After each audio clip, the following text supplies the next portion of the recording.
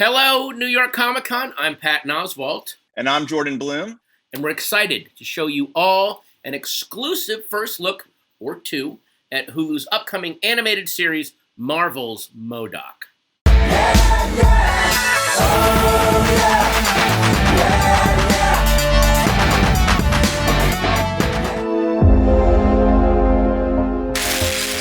8 million on the hover bikes, 20 million on the laser cannon, 30 million for the airships, and $49.95 for the software that lets me put price tags on video footage. That last thing, let's cut that. Am I good businessman? We need to talk about the leadership of this organization. How dare you question my... What the hell is that? An experiment? Now, it's time you... Oh, Jesus, it just pissed out of what I thought was its mouth! It's fine, but AIM is not, because you have failed to... Okay, it just scratched kill me into the linoleum. I said it's fine! It's time you step down and let me run AIM. Yeah, about that. If these numbers are correct, soon there won't be any AIM to run at all. What? We're completely out of cash, even accounting for sales of weapons, stolen vibranium, and bootleg Avengers toys. Some kids prefer Spooderman. Even so, we're bankrupt. Impossible! You are hereby relieved of your status as CPA Supreme and as a living person! Remember, I still need to do your personal taxes, so... I'm sorry. I thought this coffee was for everyone. And we are joined here by our amazing cast, Aimee Garcia, Melissa Fumero, and Ben Schwartz. I think we've got some questions. He's a supervillain that not only hates all the Marvel heroes, he hates all the other supervillains because he thinks he should be the Alpha A1, and he is basically, I wouldn't even say he's D level. He's G or K or whatever level. And so it's just double-barreled resentment every episode. So we decided to take that very arch-fun supervillain who, as you saw in the clip, is basically a floating head with tiny baby arms, and make an entire show about him because in the Marvel Universe, M.O.D.O.K is hell-bent on taking over the world through science using his evil organization AIM to create this technological utopia and save the planet by ruling it kind of with his iron fist. So in our show, M.O.D.O.K has spent years trying to accomplish this, but has unfortunately, as you saw in the clip, kind of run his evil organization into the ground. And he is, going to have to close up shop until a tech company, a Silicon Valley kind of Google-like tech company, swoops in to save it and promises, like, you can keep trying to kill superheroes, just give us a tablet by Christmas and we'll be super hands-off. And it's the opposite of that completely. Suddenly M.O.D.O.K finds himself in HR meetings and board meetings, and he loses control. He's this control freak who loses control of his evil organization, and he just spirals out of control. And then on top of that, we were always wondering, well, what happens after he tries to conquer New York? Like, where does this guy go at night? And we decided to kind of build out that world, and the answer we came up with is he goes home to the suburbs in New Jersey to a family that we've never met in the comics. And that's where you guys come in. Jordan and I had a lot of friends in common. I had done work on Family Guy and American Dad, and we had such a deep mutual interest in comic books, and especially superheroics, and what does the stuff off panel look like in that world. We had tried to develop another project along those lines. So when the idea of M.O.D.O.K came along, and just again, it's just the idea of, well, let's take all of the stuff that we wonder about comic books and superheroes and apply the same thing to a supervillain. The same, prosaic, dull problems, at least in M.O.D.O.K's eyes. How would a world-conquering supervillain deal with that? And Jordan is just a walking. I thought I was a walking encyclopedia of comics knowledge, but he's the reference books that the encyclopedia go to get their stuff. That was one of my pickup lines when I was younger was, I'm a walking Marvel handbook. Would you like to go out with me? Oh, yeah.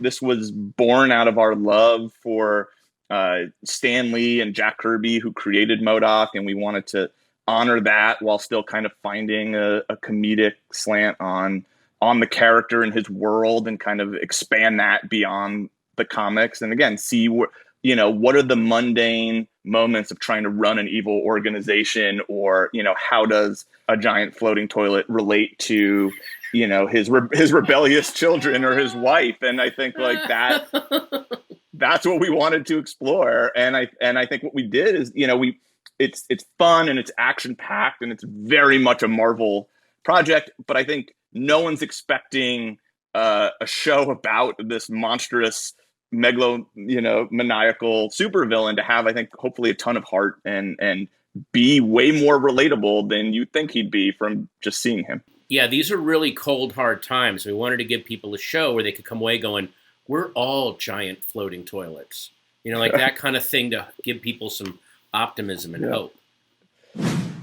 Getting to go to Stupid Buddy and watch them build these stop motion puppets. Stupid Buddy is the company that's doing the stop motion animation. And I swear to God, I went there one day and they had fabric swatches for the AIM uniforms and trying to pick the exact texture. And it's not like clay molded. It's not clay molded to look like cloth. They actually are doing tiny seamstress work on everyone's clothing, everyone's uniforms. I mean, the hairstyles, Melissa's character alone, are, that is, it's Jordan's been there really from the ground up. I'm visiting and seeing the process, but what is that like seeing that? Yeah, I've lived there for way too long. It's incredible. They're amazing partners who not only did such a fantastic job creating the look and stuff of the puppets, but trying something new. They experiment a lot there. And I think what people are going to be blown away by is they invented this kind of handheld shooting style where you can kind of shoot it handheld with your phone. And I believe it like sends that information to a motion control rig. So like our puppets have real handheld photography, even though it's frame by frame. Like it's not going to look like, I feel like, any other stop motion show out there. It's got a real unique look to it. Hey guys, we got another clip for you where we get to learn a little about M.O.D.O.K's home life. All right, we need big ideas to save AIM. You guys are my brain trust. What have you got for me? Blood car. What's that? Car that runs on blood. Terrible. What else? We watch Wolf of Wall Street and do what the wolf does. I said stop pitching that. What else? Your toilet's broken. I like it. I don't understand it, but I like it. I still don't have a bar mitzvah suit. I'm looking for the right fabric. Do you mind if I have a feel real quick? Not at all, son of M.O.D.O.K. Lou, stop fondling my brain trust. Dad, one of your dumbasses spilled acid all over my boyfriend. Come on, guys. Acid is expensive. M.O.D.O.K, can I talk to you for a minute? I was listening at the door, and just my 2 cents, but maybe it's time to let AIM go. Never. M.O.D.O.K doesn't give up. Flailerg isn't even in my vocabulary. Were you trying to say failure? Yes, I literally deleted it from my memory banks. You don't have to worry. I'm making enough to support us. Maybe it's my turn to take the reins. AIM is M.O.D.O.K. M.O.D.O.K is AIM. Without it, I wouldn't even know who I am. Wow. If that's true, I think we need to have a very serious conversation about what that means for us. Oh, I'll get it. Oh, I hope it's the cool mailman. Why is he so excited about the mailman? That's so sad. There's a cool one that talks to him. I know the guy. I 100% know the mailman that M.O.D.O.K was talking about. All right, well, obviously, M.O.D.O.K is bent on controlling the world, but the people who keep him grounded and the people who keep him as human as he can possibly be are, of course, his family. Ben, you play M.O.D.O.K's son, Lou. So talk a little bit about Lou and what we just saw Lou doing there. Well, first of all, Lou looked great in that clip. I worked for Robot Chicken I wrote 5 episodes back, one of my first ever jobs when I came to LA. So to go back to that place and watch how much it's incredible, the stuff they're doing. Unbelievable. So the fact that I have a little toy now is very exciting. Lou, to my knowledge, Lou was invented in a lab and is the son of M.O.D.O.K. This would be the second child, the first being Melissa, played by Melissa Fumero. And I think that accounts for the reason why he's nothing like anybody else in the entire family. He is very out there, kind of weird. His interests don't really coincide with anybody else in the family. he is so positive about stuff and really wants good things to happen that you root for him always. Like, he's so happy and excited that even though he's weird and different, you want him to kind of succeed. He unabashedly loves what he loves. And Yes. that's what's so winning about him. Yeah, He I doesn't think that's judge great. what he loves. And also, there's so many characters that like M.O.D.O.K is there to, like, he will kill people. You know what I mean? And even Melissa, like, they're there. They will take people's lives to get what they want. Even in that clip, Melissa, you see Melissa being like, "You killed my boyfriend." You know what I mean? And that was it. It's just like you by mistake tipped over a glass and spilled it. That's her reaction. Mine, Lou's reaction is just he's so into like building in magic and Judaism. It makes me very happy. Speaking of Melissa Fumero plays my daughter, basically plays the Queen Bee version of M.O.D.O.K. So Melissa, if you want to talk about your character and how you kind of brought her to life. Yeah, I think Melissa's like a glimpse of what M.O.D.O.K might have been in high school. And she's definitely a queen bee. She definitely cares about being popular. And she, you know, has daddy issues, to say the least. She wants to impress her father. She wants to be a supervillain like him. But at the end of the day, she just wants him to love her. And she is very sure of herself, but like most teenagers, like hides her insecurities. And, you know, loves her family in her own way. And I'm just psyched to play, you know, I don't think we've had a Latina supervillain character. wannabe. Floating head. What's yeah, Latina supervillain that looks like her. Yes. But I almost picture, again, she's such a force. I picture those other wannabe popular girls in the school fitting themselves into bad homemade, like, hover sleds that don't quite work. And I'm just like, oh, look, another Melissa wannabe. Like, oh, God, these, like, that I literally picture her, that's the control she has over her high school. Yeah. I love that she looks like that and everyone wants to date her or be her. Yes. You know, and like, she is so confident. She rules that school that like no one's even questioning that she is a giant head in a hover chair. No. It's just like, she's the girl. She is truly a testament to how confidence wins over looks every time. Yes. And there is an episode where she tries to bond with M.O.D.O.K in a very touching but very evil way. And it's such an amazing episode. I won't say what the plot is, but I remember reading going, I cannot believe they're doing such evil stuff, but it's so touching because she's trying to link with her father by doing this truly horrible thing. And I'll just leave it at that. It's pretty great.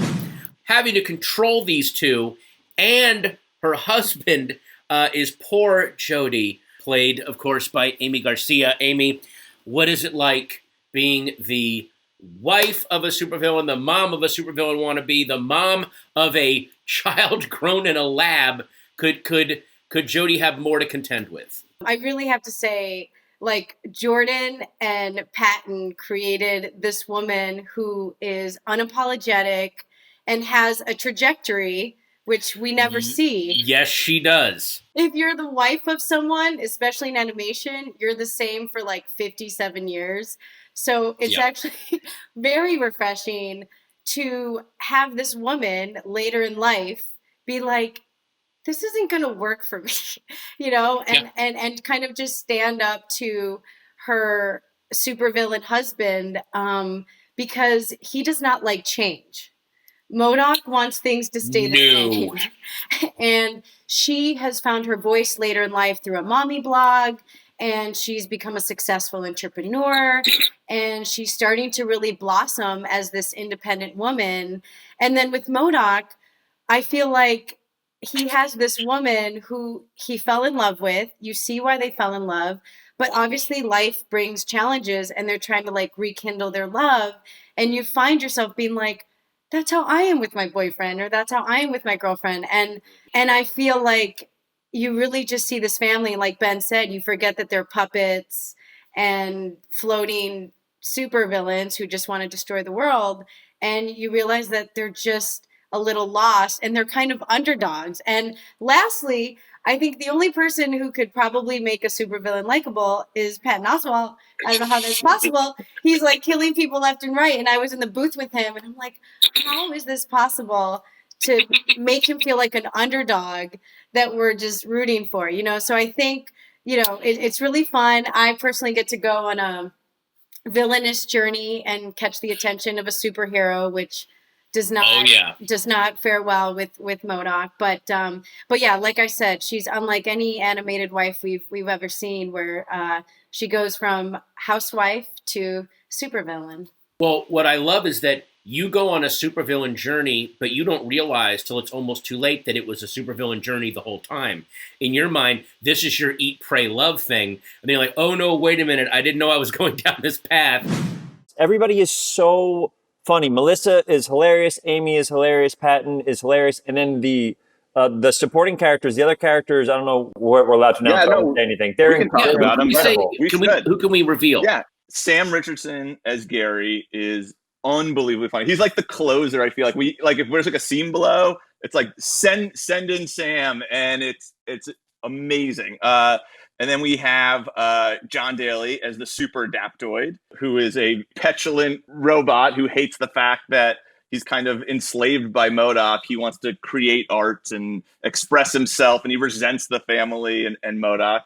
And then we have Beck Bennett playing Austin, who is part of this corporation that comes in and buys AIM at the beginning of the series. And then Wendy McLevin-Covey, who is playing Monica Rappaccini, a fan favorite character from the Marvel Universe, who is M.O.D.O.K.'s work rival. They have some amazing scenes. There's a mad scientist off fight in episode 5 that is insane. I've never seen anything like it. I could not believe the Marvel toy box stuff that they let us play with. We pitched a couple of characters like, can we, like, some even in the X universe, we were like, I don't know if they're going to say yes to this. And they were like, yeah, go ahead. And again, don't want to say, but there were a couple that Jordan and I especially were like, oh, I don't think they realized what they just said yes to. Let's write this, but let's have a backup, because they'll realize and go, oh, no, actually, you can't have him. But no, we got them. We were lucky because our show is its own kind of animated world. You know, it's a satire of all the stuff that's come before it, you know, from the comics, the movies. So we kind of pulled from everything. I think we kind of took an attitude that was similar to like Enter the Spider-Verse or Lego Batman, where we're like, it all counts. Let's pull what we need for the stories and then carve out our own little section with AIM and M.O.D.O.K.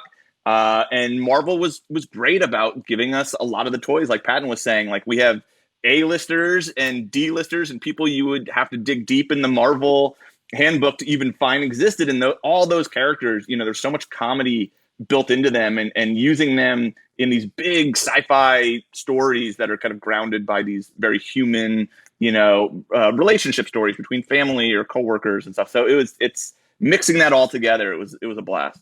We dug up a couple of characters and a couple of objects, and I'm wondering if even Marvel knew they had them. Like, I think even they were like, is that one of our guys? Like, yes, it is. Okay, do we really have that? Like, we had a lot of fun digging deep.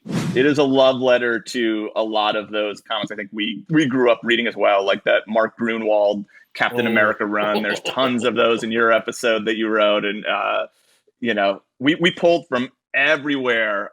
So like Patton said, yes, there's some X stuff. Hopefully we're allowed to say that. Yeah. Let's just leave it at that. It feels like I got the golden ticket to not only originate a character, but to originate a Latina character who's an every woman and who is relatable and who doesn't look like Jessica Rabbit, because I certainly do not look like Jessica Rabbit, is so awesome. And I honestly feel very lucky, very grateful to Jordan and Patton. You said you were reading, I remember, a storybook, right, to your son, and M.O.D.O.K. popped up in it? Yes. What are you reading to your son? It's actually, it's like 5-minute Avenger stories, and M.O.D.O.K. is in there. And so then Jordan gave me a little like M.O.D.O.K. toy for him. And so he's on his shelf, and every time my son needs a bad guy, he's like, where's M.O.D.O.K? Which is great. And yeah, my son is obsessed with Avengers, and Spider-Man is his favorite. Currently, Miles Morales is his favorite, actually. I was very, very, very excited. I did not receive any toys from Jordan, which is weird because he made me leave voice notes as Sonic the Hedgehog for his kids, so this feels weird. It's in the mail. It's in the mail. I don't want your gift now. I'll go over and play with Melissa's kids' gift. No, but I've been a Marvel fan for a very long time. I collected the cards, series 1 and 2. The holograms were very difficult to get. That's like, before I got into basketball, that's what we would trade. Oh, the hologram. There he is. That's literally what you would buy. On eBay. I would go to a place called Alternate Realities, and it had a Jurassic Park pinball machine, which I would dump quarters in, and I would buy X-Men cards. And before, because I'm into basketball now, but when I was a kid, I wasn't into basketball at all. And that would be like I couldn't wait. And I would buy the baseball sheets and put them in. And if I had doubles, put the double behind it and had all of them. Nicely and it done. would be, it helped my OCD also because I was like, oh, I want to get all of these. But read the comics and like read offshoots. And there was even like this comic I loved called Slapstick. That was a Marvel comic back in the day that I always thought would be a great TV show. And it's like, why didn't we use him? It would be, my goal is to one day voice Slapstick. But for me, it was Spider-Man because he was a kid from New York, but he was funny. I loved comics that the dialogue people were funny in, and I always found Spider-Man to be funny, but also kick butt. And he was young when I was reading it. I was young, so really connected to that. But also, I had the X-Men action figures. I had Cyclops, which he pressed his head down and his eyes went off. I had the Wolverine where you press this and his claws go up, and I would chew them up because I was a child, I guess. Wait, you ate your X-Men toys? Yeah, I've eaten all my toys. I've eaten all of my toys. And this is when you were like 19? 1920. It was right before I could drink, and this was like my I'm gonna behave badly type thing. I guess I'm a bad boy at heart. So for me, it was huge. I always wanted to do something with Marvel, always. And the idea that it was comedic, like the way that it was pitched, like it's gonna be a comedic take on this, and I was like, oh, because I always wondered what happened after the battle. And then the other thing, when Jordan pitched it to me, I believe, I don't even know if it was Patton or Jordan, one of you guys was like, have you heard of M.O.D.O.K before? And I was like, you're insane. I know exactly who you're talking about. Visually, you could not start a comedic show better than with this creature. That anytime I read about him in the comics, you'd be like, yeah, but how does he do anything? I don't understand how he does anything outside of shoot things out of the gem in his head. So it was an immediate yes. It's all like all nerd stuff that I've always wanted to be a part of since I was young. And the idea that I can do it in a comedic way made me so happy amongst all these great actors. And I mean, amongst a cartoon rat chef in Patton Oswalt. So the idea that we have funny people that are also really good at VO, because VO I feel like is a different skill set. Like everybody, you listen to Melissa, she's amazing. Aimee at table reads was playing 4 characters sometimes. I could not believe the skill set. Oh yeah, that's right. Had. Yeah. It was It's exciting that we have funny people that can handle this form, and it's led by Jordan and Patton, who care so much about the quality of what we're doing, that it's just like we're all very, very fortunate. Just to piggyback on what Ben was saying, it's like I'm geeking out over. I'm like, oh my gosh, I'm fans of Parks and Rec and Brooklyn Nine-Nine and the Goldbergs, and I'm like, and it's a total all-star team. But then, like he said, Marvel is such an awesome universe that we've all grown up with, but we've never seen it. Like he was saying, what happens when you got to do your laundry, when you get diarrhea, which happens in our show. M.O.D.O.K may or may not have eaten. Spoiler alert. But it's like, what happens when these supervillains, have to deal with real life stuff? And it's such a cool show that's gone into this amazing universe that sustained the test of time. It's like a 70-year-old world with complete fresh eyes that we've never seen before, that you're like, oh shit, that's me. So I'm really happy to be a part of it. I was going to put you guys on the spot. Patton, you can't answer this. M.O.D.O.K is an acronym. What does it stand for? Well, I'm cheating. I have the sheet in front of me. I could. Oh, really? That's on the sheet. All right, let's see if Melissa and Aimee. Mental. First one's mental. Mental. Yep. Mental organism. Yeah. It's a very hard thing to guess. Well, okay, the answer is mental organism designed only for killing. Right, but I knew that. But that makes me wonder, is Melissa also an acronym for something? Yeah. And if the fans are out there, think of what is the acronym for Melissa? in sheer horror. No, I mean, I hope that they're pleasantly surprised that we did take things to such ridiculous levels sometimes, but the fact that it came from guys that are such deep Marvel heads that it still fits within the universe. That's the fun that we're having, is that we're pushing the boundaries of what the Marvel universe is, and having a lot of fun with the toy box. Yeah, because M.O.D.O.K, I feel like he's been portrayed so many different ways. Sometimes he's this menace, that's a real threat. Other times he's kind of comic relief to the superheroes. And I think there's all these different versions of him, and we tried to kind of honor each of them. I think, he gets moments where he is that dangerous supervillain, and other moments where, he's falling on his face. And I think that's what makes the character so fun, is that he wants people to see him a certain way. He wants to be presented, right, Patton, as that world conqueror, but he doesn't always live up to that. No, he really wants to have his amazing, ominous entrances, and they're always undercut by something mundane and everyday. That's what drives him crazy constantly. Yeah, I read every single appearance that M.O.D.O.K has ever appeared in a comic, and we pulled from all of that. We pulled from the history, and big time. And we're still trying to kind of do our version of the character, that fits this tone. But I think it'll please everyone. If you're a diehard Marvel fan, or if you've never, picked up a comic in your life, I think hopefully everyone will be able to enjoy it.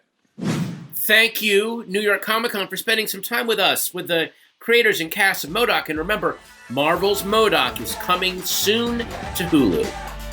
Thank you, everybody. Thanks for coming.